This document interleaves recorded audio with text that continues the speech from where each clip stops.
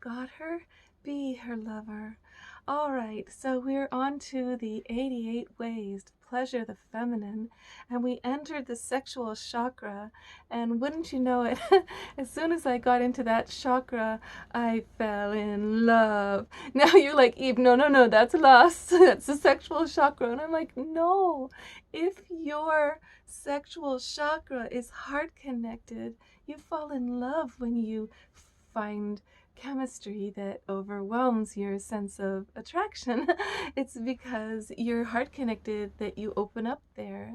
Now, if your sexual chakra is not heart connected, if it's mind connected, you'll find yourself in an entanglement that's nothing to do with love. And yes, it's just lust, or not even, it's just the mind going, I should be with that person because they make money or because they look good.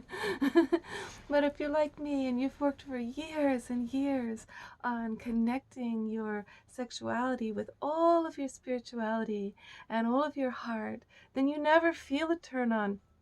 No matter how good looking someone is, how famous, how rich, how appropriate, you don't feel any turn on unless there's a heart opening going on and a lot of levels of connection that are exciting.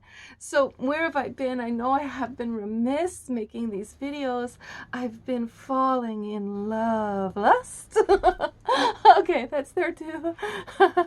But basically, it's so hard in the beginning when you begin with somebody. There's so many issues of mistrust, and people don't know each other, and they project onto each other.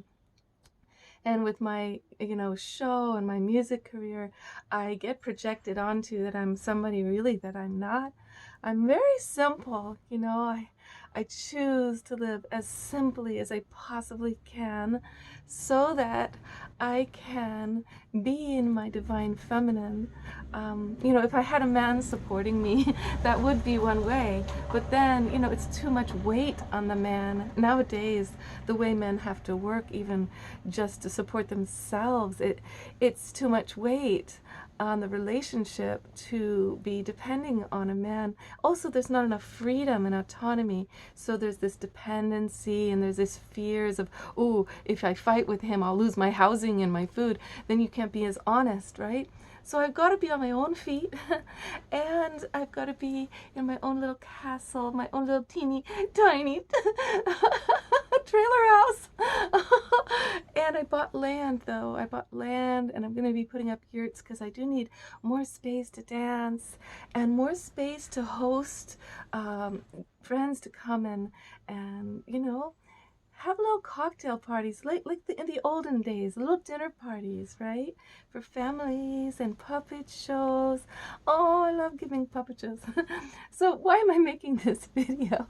Basically, I want to say to you that I've been stuck for a long time in terms of not finding true love, not finding a connection that would get all 7 of my chakras running. And now that I have found that, I want to give you some of the secrets that helped me to find my man.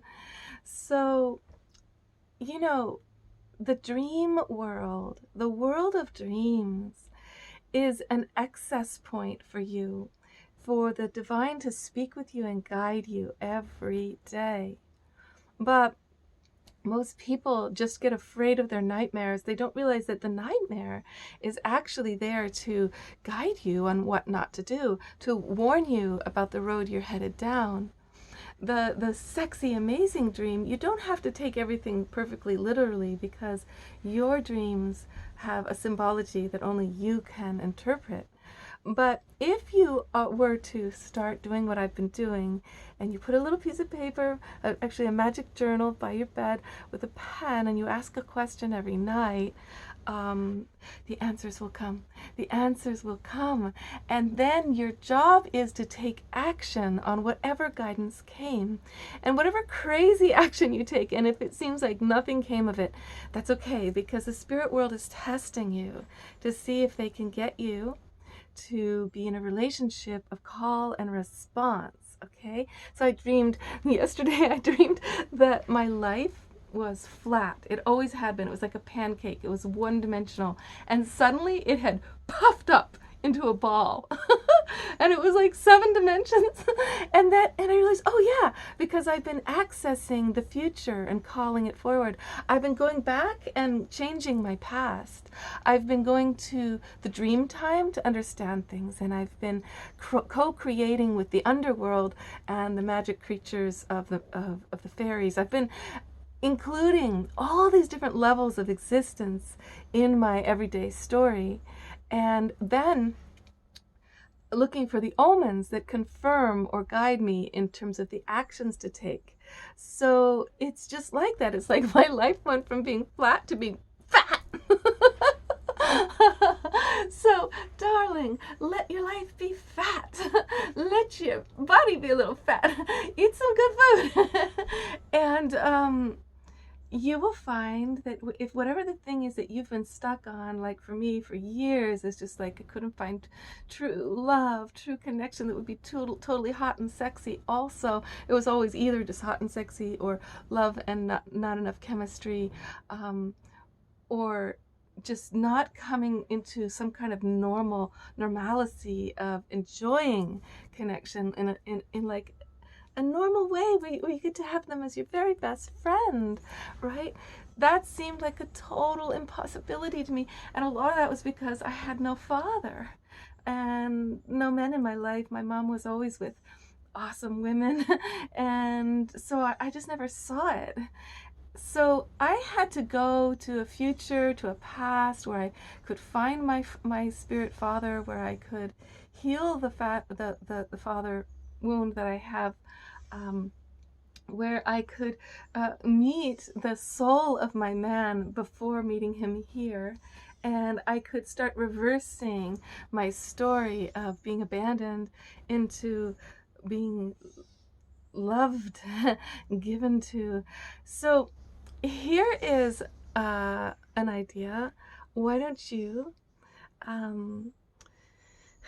take some lessons from Robert Moss, the dream shaman, that has maybe 30 books out on the power of dreaming and how to do it.